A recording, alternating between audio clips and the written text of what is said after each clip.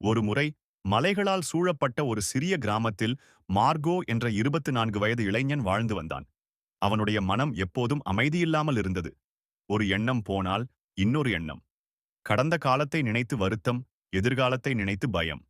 இந்த எண்ணங்களால் அவனுக்கு தூக்கம் வரவில்லை, சிரிக்க கூட மறந்துவிட்டான். ஒரு நாள் மலைக்குள் உள்ள ஒரு தொலைதூர கிராமத்தில் ஒரு ஞானி வாழ்கிறார் என்று அவன் கேட்டான். அவர் முன்பு நகரத்தில் பிரபலமான மனநல மருத்துவர். பலருக்கு மன அமைதியை கற்றுக் கொடுத்தவர். இப்போது இயற்கைக்கு அருகில் அமைதியாக வாழ்கிறார். அவரை பார்த்தால் மன அமைதி கிடைக்கும் என்று சொல்லப்பட்டது. நம்பிக்கையுடன் மார்கோ அந்த ஞானியை பார்க்க புறப்பட்டான்.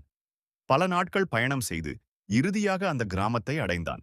பச்சை செடிகள் சூழ்ந்த ஒரு சிறிய வீட்டின் முன் அந்த முதியவர் அமைதியாக அமர்ந்திருந்தார். மார்கோ பணிவுடன் சொன்னான், தாத்தா, என் மனம் எப்போதும் கலங்குகிறது. எனக்கு மன அமைதி வேண்டும். உதவி செய்வீர்களா? முதியவர் சிரித்தார். ஒரு சிறிய வேலை செய் என்றார். ஒரு கண்ணாடி முழுக்க தண்ணீர் நிரப்பிக் கொடுத்து, இந்த கிராமத்தின் முடிவுக்கு சென்று திரும்பி வா.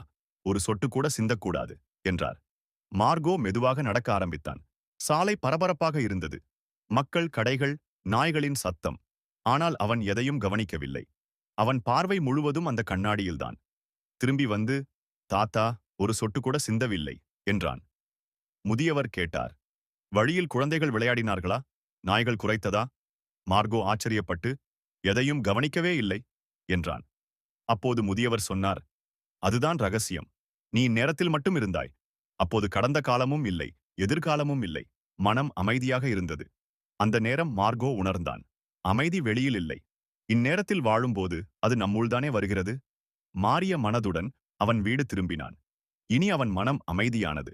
இந்த கதை உங்களுக்கு பிடித்திருந்தால் லைக் செய்யுங்கள், பகிருங்கள். மேலும் இப்படியான கதைகளுக்காக எங்கள் சேனலை சப்ஸ்கிரைப் செய்யுங்கள்.